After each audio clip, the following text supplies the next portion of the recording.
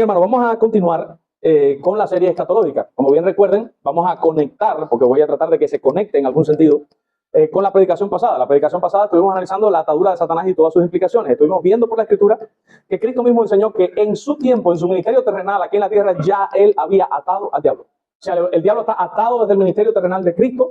El golpe final se le aceptó cuando Cristo resucitó, ascendió al cielo y se sentó a la diestra del Padre. A Él le fue dado todo dominio, recuerden, en los cielos y también en la tierra le fue dado. Por tanto, los reinos que hay aquí ya no son del diablo, les fueron arrebatados. Cristo es ahora el Rey de Reyes, el Señor de Señores, el soberano de los reyes de la tierra, sentado a la diestra de Dios. Y pregunta, ¿lo es ahora después de la resurrección? No, siempre lo fue. ¿En qué sentido Cristo es ahora Rey y le fue dado todo? En el sentido de que Cristo como humano, ustedes saben que Él se humanó y se encarnó y se despojó de su gloria en la kenosis, y en ese sentido Él no tenía nada. Sin embargo, como humano y como Mesías, como Dios, ya Él era el Rey y el Señor de todo y ya reinaba, pero como humano todavía no, hasta que resucitó. Cuando Él resucitó y subió al cielo, le fue dado gran dominio y poder, dice la Escritura en Daniel capítulo 7, y Él se sentó a la diestra de la majestad. Entonces Cristo, como un Dios humano, está sentado a la diestra y tiene todo el dominio y todo el poder en el cielo, en la tierra, debajo de la tierra. Él es el Rey de Reyes y es el Señor de Señores. Recuerden, Él ató a Satanás y esa atadura tiene algunas implicaciones. Esas implicaciones son, por ejemplo, que se le quitó el dominio, que se le despojó de sus armas de guerra a Satanás. Satanás ahora no puede ni pelear. No que no pueda pelear, pero no tiene la forma de prevalecer o de vencer contra el reino de Dios. Ahora el reino de Dios se metió en el terreno del reino de las tinieblas y está saqueando el reino del enemigo. Y el enemigo, como está atado, está impotente, está inoperante y tiene que ver cómo saquean su reino y él no puede hacer absolutamente nada. Ahí nos quedamos, ¿recuerdan? Ahora en esta mañana vamos a continuar hablando algo similar. Vamos a ver algo que viene como resultado también de la atadura de Satanás y del establecimiento y la inauguración del reino cuando Cristo estuvo en la tierra. Por tanto, nosotros entendemos que con la atadura de Satanás comenzó ese proceso de conquista en donde el reino de las tinieblas está siendo saqueado por el reino de la luz, en el cual Dios, por medio de la predicación del evangelio y el cumplimiento de la gran comisión, está haciendo retroceder el reino de las tinieblas, lo está saqueando y está haciendo avanzar su reino, el cual, según sus propias palabras, es imparable, porque él mismo dijo que ni aún las puertas del Hades lograrían frenar el avance del reino. O sea, pueden perseguirnos, las puertas del Hades son la muerte, nos pueden matar a los cristianos en masa, nada va a poder evitar que el reino siga avanzando. Y usted dice, sí, tú verás que algún día pasa, ha pasado en la historia. Si hay alguien que ha sido masacrado, si hay un pueblo que ha sido martirizado, es el cristiano. Y hoy por hoy es la religión mayor, la que más adeptos tiene a nivel mundial. Ha sido imparable, tal y cual lo ha dicho Cristo. Ni las puertas del Hades pueden con eso.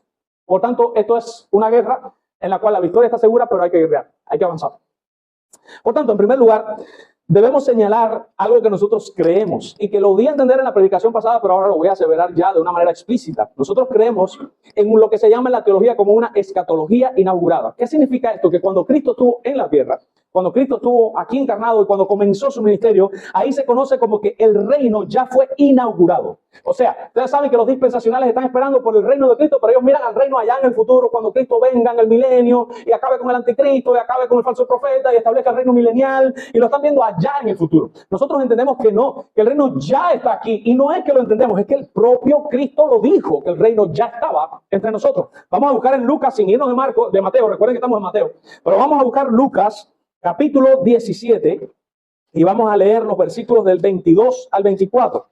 Lucas capítulo 17, versículos del 22 al 24. Preguntando por los fariseos cuándo había de venir el reino de Dios, les respondió y les dijo, el reino de Dios no vendrá con advertencia. Hermanos, miren el contexto. Los fariseos le preguntaron, ¿cuándo viene el reino? ¿Ven? Si usted mira un dispensacional, ahí está viendo un fariseo, ¿sí o no? ¿Cuándo vendrá el reino? Usted le pregunta y dice, no, cuando venga Cristo a reinar 1000 años aquí en la tierra. Y mira lo que responde Cristo. Cristo les dice, mira, el reino no va a venir con advertencia. O sea, no es que ustedes ven en las redes sociales que si un meteorito cae en un pozo de agua, ya es el tiempo del fin, porque un meteorito, y esa es la señal, todo es el tiempo del fin y todo es la premonición de que ya estamos ya y que Cristo está a la puerta. Dice Cristo, no va a venir con advertencia. Pero mira lo que dice después en el versículo 21. Ni dirán, helo aquí o helo allí. Dice, porque es aquí que el reino de Dios, ¿qué dice? Está presente. Ya en el tiempo de él, estaba presente el reino de Dios. Dice, está entre vosotros.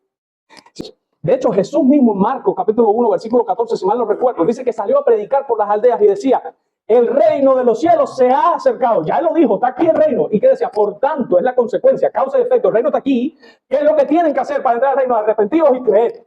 Así debemos hacer nosotros, ir a todo pueblo, toda tribu, toda lengua y toda nación y anunciarles: el reino de los cielos ya está inaugurado. Por tanto, arrepiéntanse y crean en el Señor Jesucristo para que sean salvados, para que pasen de tinieblas a luz, para que pasen de condenación a vida eterna. Por tanto, la escatología ya está inaugurada por Cristo, el reino ya está entre nosotros, el reino fue inaugurado, está presente en una esfera espiritual, ese reino está en guerra y ese reino está saqueando el reino del enemigo.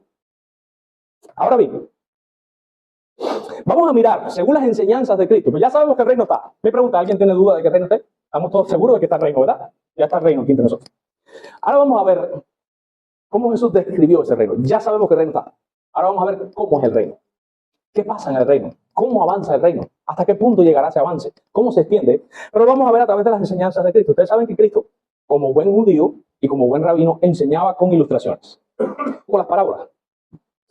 En Mateo capítulo 13, Mateo no tiene un orden cronológico, Mateo tiene un orden temático. Él cogió varias parábolas que se dijeron en distintos días, en distintos momentos, pero él las agrupó en una misma sección porque tienen una misma temática. Por tanto, no es que esas parábolas Jesús las dijo una detrás de la otra, una detrás de la otra. No, son 7 parábolas, no fue que las dijo una detrás de la otra. Mateo las agrupa así, porque es un tema. Si usted las mira después en Lucas, se va a dar cuenta que en Lucas están por otro lado regados. Ahora, él las agrupó aquí, esto se conoce como las parábolas del reino. Él agrupó 7 parábolas, porque en esas 7 parábolas Cristo explicó el reino de Dios cómo es, por medio de estas ilustraciones. Si ustedes miran, en el capítulo 13, la primera parábola es la parábola del sembrador. Y aquí se está hablando de cómo se extiende el reino. Obviamente, es sembrando, es predicando, es evangelizando. Y ustedes saben que cae en tierra y pasa esto y pasa aquello. Ahí no voy a entrar porque no es el propósito. Bueno, en medio de todas estas explicaciones en donde él está hablando del reino, vienen las parábolas en las cuales nos vamos a concentrar más hoy. La parábola de la semilla de mostaza y la parábola de la levadura. Ahora, la parábola de la semilla de mostaza es la manera en la que Cristo compara su reino con un árbol. ¿Por qué lo está comparando con un árbol? Van a ver en qué sentido. Vamos a leer primero la parábola. Dice, otra parábola les refirió diciendo: el reino de los cielos es semejante a un grano de mostaza que un hombre tomó y sembró en su campo, la cual a la verdad es la más pequeña de todas las semillas, pero cuando ha crecido es la mayor de las hortalizas y se hace árbol, de tal manera que vienen las aves del cielo y hacen nido en sus ramas. Esa es la parábola. Vamos a captar la idea central de la parábola. El reino de los cielos, él lo está comparando, es semejante a, ahí hay un símil, eso es una comparación. Hay un aspecto de esta historia de la semilla chiquitica que crece y se vuelve un árbol grande y después vienen las aves a hacer nido en él. Hay un aspecto de eso que es verdad, que también es verdad para con el reino. Esa es la idea central que hay que captar de la parábola. O sea, el reino de los cielos, y aquí la estoy explicando, el reino de los cielos es semejante a ese árbol en el sentido de que comienza como una semilla. Es algo bien chiquito. Entonces, ¿qué tú estás comparando? El reino de los cielos es igual. Él empezó chiquitico, con 12 gente, 12 pescadores que no tenían estudio. Y empezó ahí en Jerusalén, igualito que la semillita. Pero eso empezó a crecer.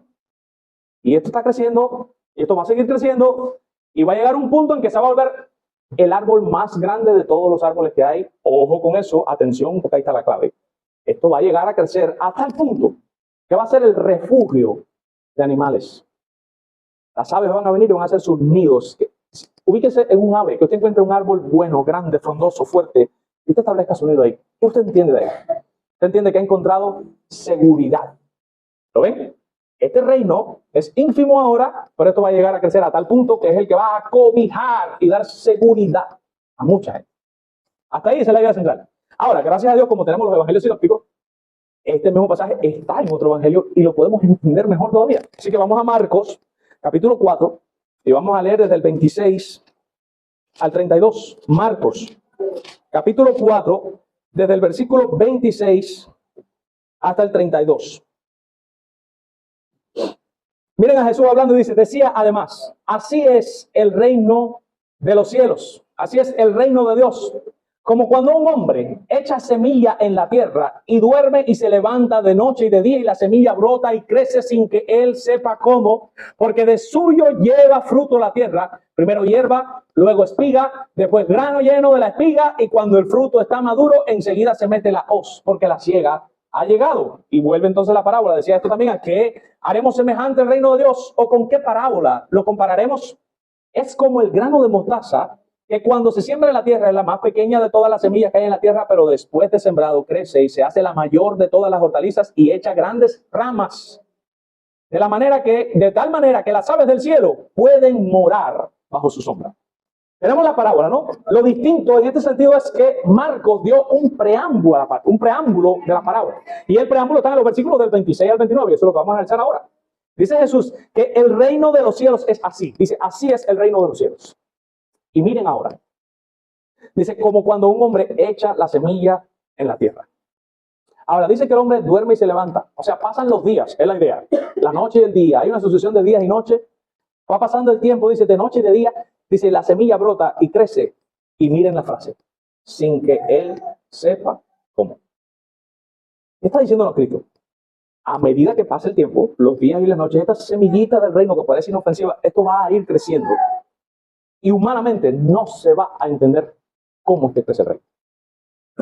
Nadie sabe. Por eso Jesús dijo, el viento sopla de donde quiere y oye su voz, oye su sonido, pero nadie sabe a dónde va. Así es todo el que es nacido del reino. Eso no se entiende.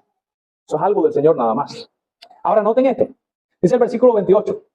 Porque de suyo lleva la tierra. Yo busqué esto en otra versión y lo que dice la versión es como que la propia semilla y la tierra generan y hacen que la semilla produzca lo que ella tiene adentro, contenida en esa información genética, vamos a decirlo así, que tiene la semilla, y de ahí sale el árbol. Dice, primero hierba. Hermanos, presten atención a esto. Primero hierba, luego espiga, después grano lleno en la espiga, y cuando el fruto está maduro, la siega. Hay 4 fases ahí. ¿Sí o no? Bueno, hay 5 realmente. La siembra. Después que se siembra, nadie entiende cómo, pero llega un punto en que sale una hierbita. Después de esa hierbita le sale un tallo. Después de ese tallo crece y le salen frutos, y cuando el fruto está listo, llega entonces la siega. Le cortan el fruto, se recogen los frutos. Si ustedes miran, hay una progresión. Y Cristo está diciendo, así es el reino de los cielos. O sea, Cristo lo está diciendo, el reino de los cielos le va a pasar igual. Esto va a ir poquito a poco progresando. Ahora, ¿la progresión es rápida? No. La progresión es lenta. Pero hay progresión. Si usted mira estas etapas, esto da a entender que el reino de los cielos en algún momento es algo incipiente, después se va a ver cuando brota, después va a tener robustez y después va a dar fruto. Y cuando el fruto esté listo, viene la siega. Dice el texto. Esto encaja un poco más con la idea postmilenial de que Cristo regresa cuando hay fruto. ¿La siega qué es? Cuando usted mira en Apocalipsis, se habla de que un ángel cogió una gran hoz para hacer la siega. La siega es el fin del siglo, el juicio. Si usted mira la parábola del trigo y de la cizaña, la siega es ese momento del juicio en el cual separan el trigo y la cizaña. Por tanto, cuando usted mira en su contexto la parábola del trigo y de la cizaña, la parábola de la semilla de mostaza, entendemos que el reino de los cielos va a tener una progresión que humanamente no se entiende. Ahora miren esto, Dios tiene un reino que también se convertirá en un gran árbol, proveyendo un gran lugar de anidación y refugio para las aves y crías. Y esa enseñanza no es del Nuevo Testamento, está en el Antiguo Testamento. Vamos a ir a Ezequiel, capítulo 17, versículos del 22 al 24. Vamos a ir a Ezequiel, capítulo 17, versículos del 22 al 24. Dice la Escritura, así ha dicho Jehová el Señor, tomaré yo del cogollo de aquel alto cedro, dice, y lo plantaré. Del principal de sus renuevos cortaré un tallo y lo plantaré sobre un monte alto y sublime. En el monte alto de Israel lo plantaré. Dice, y alzará ramas y dará fruto y se hará magnífico cedro y habitarán debajo de él todas las aves de todas las especies, a la sombra de sus ramas habitarán. Entonces, esto es una cosa que está prometido desde mucho antes. Jesús no está hablando nada nuevo. Eso es la única diferencia que hay entre esto y lo que dice Jesús es que aquí Dios está hablando de un cedro y allá Cristo está hablando de un árbol de mostaza. Pero es la misma idea.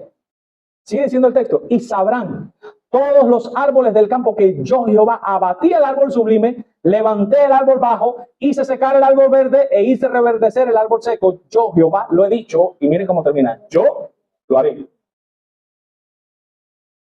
Interpretando Biblia con Biblia, que es lo correcto. ¿Qué es ese árbol? Cristo enseña en el Nuevo Testamento que es el reino. Dios prometió que Él iba a plantar un reino, que ese reino iba a ir creciendo gradualmente y que ese reino se terminaría convirtiendo en el reino mayor y superior a todos los reinos en el cual se cobijarían muchas personas. Por tanto, cuando Cristo compara su reino con un árbol, ya entendemos, está hablando de crecimiento, de avance y de seguridad, de cobija, de alimento, de hogar, porque ahí vienen los árboles, hacen su nido, ahí se alimentan y ahí se cobijan. Va a haber un reino que va a ser el mayor de todos, que está creciendo sin que nadie sepa cómo, y ese reino llegará a ser el mayor. Ahora, Cristo también compara su reino con levadura. Miren Mateo, capítulo 13, versículo 33, viene la otra parábola, que es la compañera de la parábola de la semilla de mostaza. Dice también, otra parábola les digo, el reino de los cielos es semejante a, ahí está la comparación, es igualitico que esto. Hay algo que le pasa a esta levadura con esta masa de pan que es también igual al reino.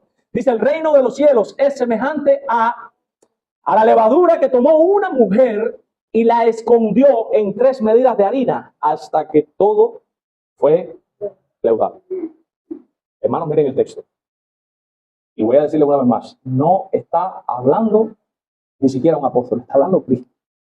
Cristo está diciendo que así será su reino. En las palabras de Cristo, este reino va a terminar leudando la masa entera.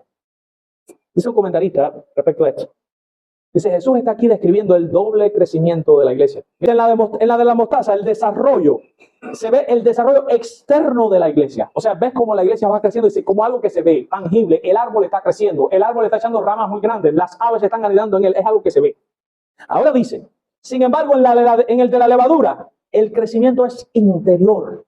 O sea, su influencia, dice él, de leudar a la sociedad. Dice aquí, de manera secreta. Esto está creando un impacto secreto que solo Dios lo sabe. Como dice el himno bautista, lo que solo Dios ve ahora, revelado al fin será. Hay cosas que Dios las ve ahora y nosotros no lo vemos, y esta es una de ellas. El avance del reino solo Dios lo conoce. Lo que sí podemos estar apercibidos es que está avanzando. Ahora, sin embargo, con esto voy a terminar, pero voy a dejar el bombazo para el final. Porque hasta ahora todas han sido buenas noticias, ¿verdad? Esto va a crecer y esto va a... Ahora bien, normal. Sin embargo, no todo es color de rosa, porque Jesús enseñó también que el reino de los cielos será mixto hasta el final. ¿Qué significa que será mixto? Significa que en el reino van a haber gente buena y gente mala hasta el final. En el reino va a haber trigo y cizaña hasta el final. En el reino van a haber hipócritas y van a haber verdaderos creyentes hasta el final. Y así le ha placido Dios hacerlo. Vamos a ver los textos. Ahí mismo Mateo capítulo 13. Ahora sí vamos a la parábola del trigo y de la cizaña. Mateo capítulo 13 del 24 al 30 dice, le refirió otra parábola diciendo, el reino de los cielos es semejante a, de nuevo, un hombre que sembró buena semilla en su campo. Miren, campo. Miren ahí la palabra campo para que ustedes después se hagan la pregunta, ¿qué es el campo? Porque él va a responder lo que es el campo. Dice que el hombre sembró una buena semilla en el campo. La semilla que sembró ese hombre fue buena. Vamos a empezar por ahí. Y la sembró en el campo. Vamos a seguir leyendo. Dice, pero mientras dormían los hombres, vino su enemigo y sembró cizaña entre el trigo y se fue. ¿Dónde sembró la cizaña? En el campo también, ¿sí o no? Vamos a seguir. Dice, y cuando salió la hierba y dio fruto, conecten los textos. Recuerden en Lucas, primero la semilla, después sale la hierbita, después se convierte. Cuando sale la hierbita, cuando se empiezan a ver los resultados del crecimiento, dice, entonces apareció también la cizaña metida en el campo. Y se vinieron entonces los siervos del padre de familia y le dijeron, Señor, ¿no sembraste buena semilla en tu campo? ¿De dónde pues tiene cizaña? Y les dijo, un enemigo ha hecho esto. Y los siervos le dijeron, ¿quieres pues que vayamos y la arranquemos a la cizaña? Y él les dijo, no sea que al arrancar la cizaña arranquéis también con ella al trigo.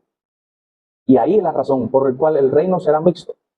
Porque si Dios arranca la cizaña, al parecer de alguna manera se le puede hacer daño al trigo. Entonces, por amor al trigo, no se arranca la cizaña hasta el final.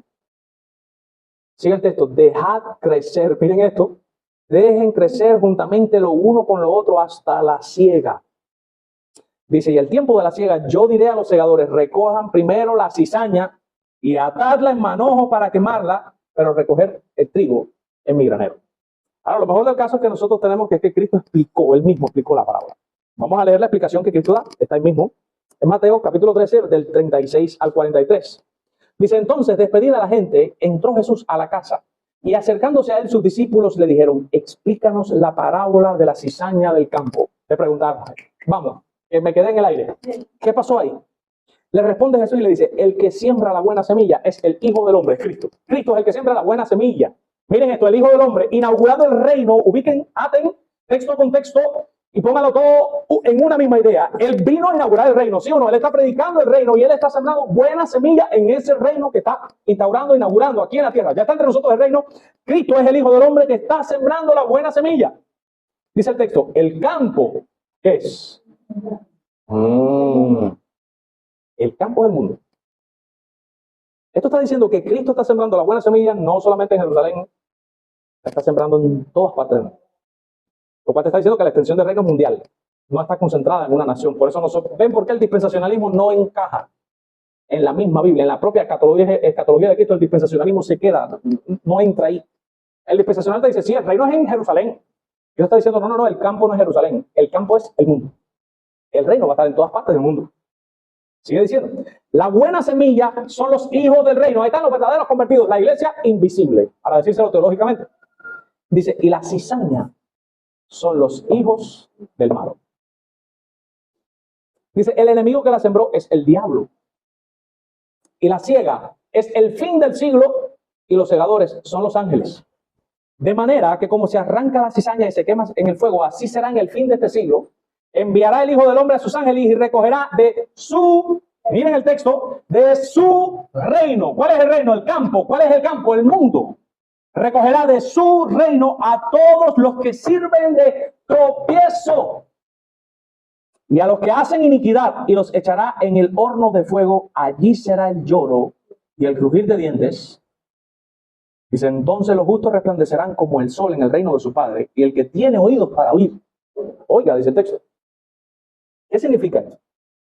Hay algunas personas que interpretan el reino como la iglesia.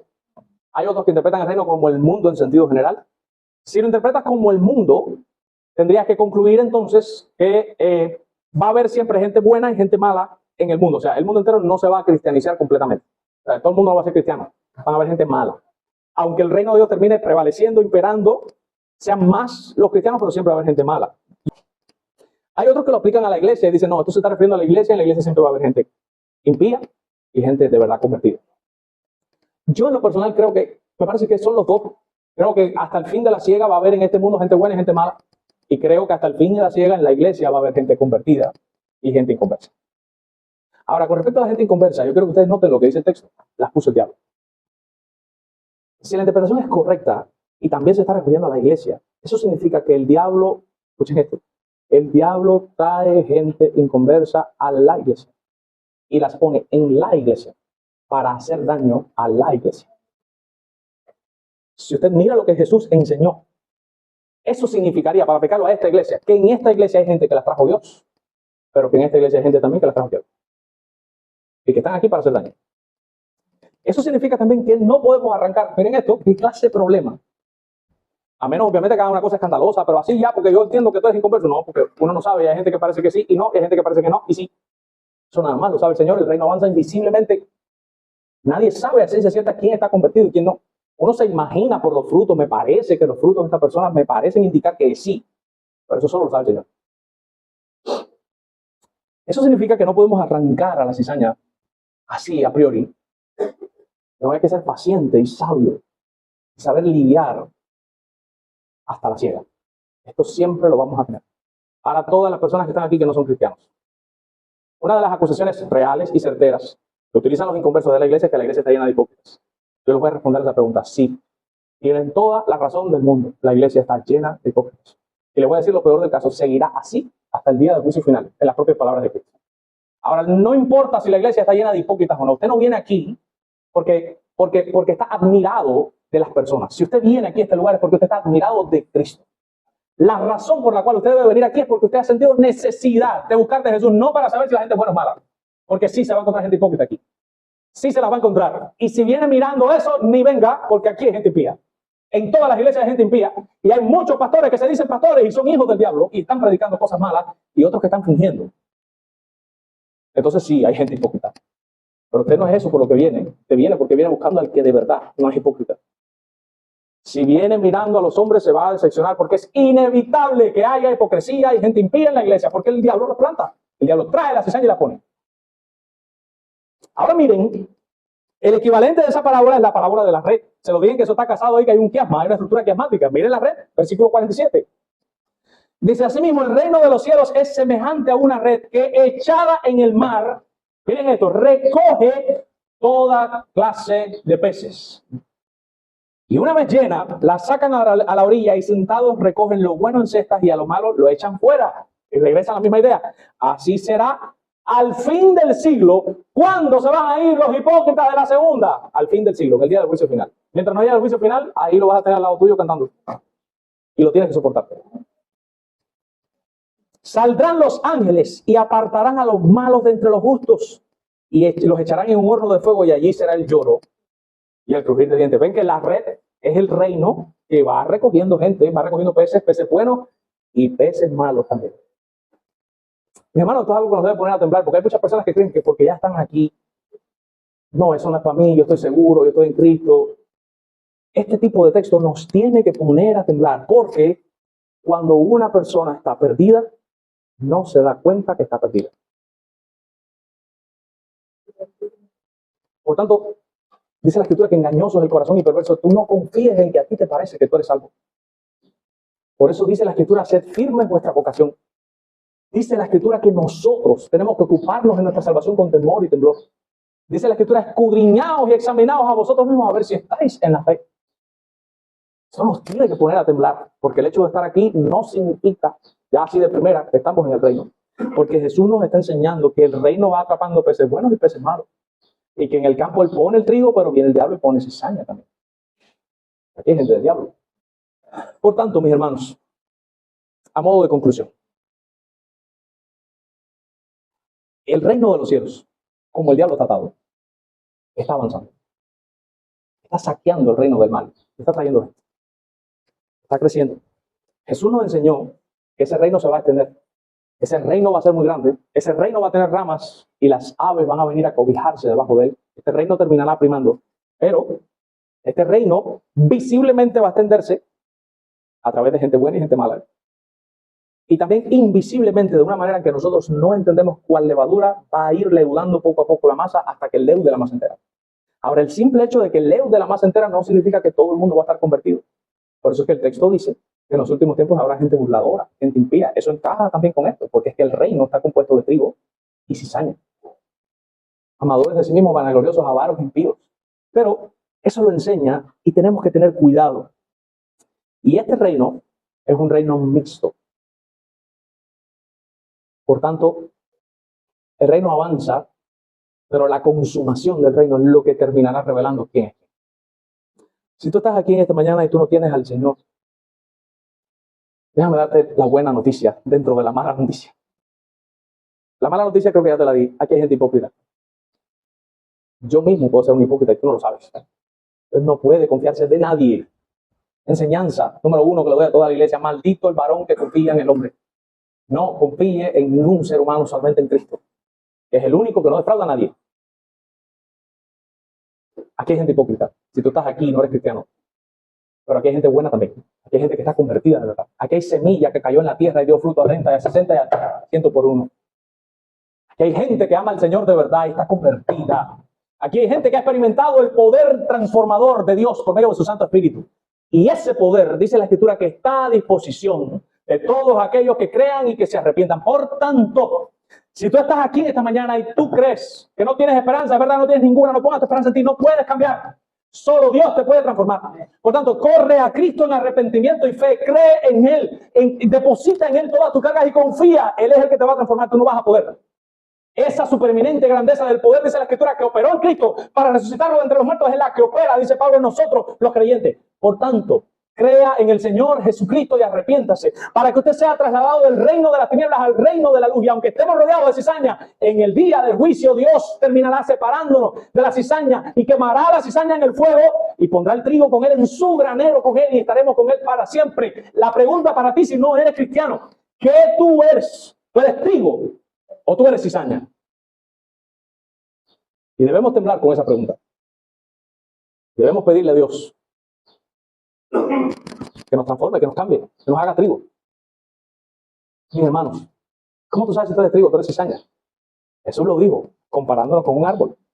Cada árbol se conoce por su fruto. Si tu fruto es bueno, tú eres trigo. Si tu fruto es malo, tú eres cizaña. Examinaos a vosotros mismos a ver si estáis en la fe. Mírense ustedes sus frutos. ¿Ustedes tienen temor de Dios? ¿Ustedes les duele cuando pecan? ¿Ustedes quieren agradar a Dios? ¿Ustedes les preocupa la voluntad de Dios? ¿Ustedes toman la decisión de porque les da la gana? ¿Ustedes son sus dueños? ¿Ustedes están conscientes de que ustedes no son sus dueños? ¿Usted miente con facilidad? ¿No le da miedo decir una mentira? ¿Usted hace y ve cosas que no tiene que ver y no le importa después, no siente remordimiento? ¿Usted finge en la iglesia, cierra los ojos y levanta la mano y después en su casa hace otras cosas? Si eso es, si la respuesta es sí, que tú sabes si es sí o no. Tú sí sabes. Si eso te pasa, tú eres cizaña. Debes arrepentirte igual que las personas que están aquí sentados que no conocen a Cristo, igualitico es para ti también. Arrepiéntete. Cree en el Señor Jesucristo. Todavía hay esperanza. Arrepiéntete. Si tú eres trigo, cuando tú examinas, tú dices, no, a mí sí me duele cuando peco. Yo sí de verdad me lamento. Yo quiero agradar a Dios. Yo me esfuerzo y cuando fallo me siento que soy la peor persona del mundo. Felicidades. Dice la Escritura que Dios te podará para que des más fruto. Por tanto, espera que vengan pruebas y tribulaciones a tu vida porque esa es la manera en la que Dios nos hace crecer. Yo estoy convencido que en algún sentido todo este problema con la convención como iglesia nos ha hecho crecer y nos va a ayudar a hacer crecer. Como estaba viendo Sujel Michelén dice que la palabra crisis viene de una raíz que significa crecimiento. A través de la crisis es que las personas crecen. Dios nos ha hecho pasar por una crisis para que crezcamos. Dios, si tú eres trigo, te va a hacer pasar por crisis para que crezcas. Por tanto, si estás dando fruto, dile a Dios que no sea de a 30 ni de 60, que sea 100 por 1. Y esfuérzate en la gracia. Vamos a orar, hermano.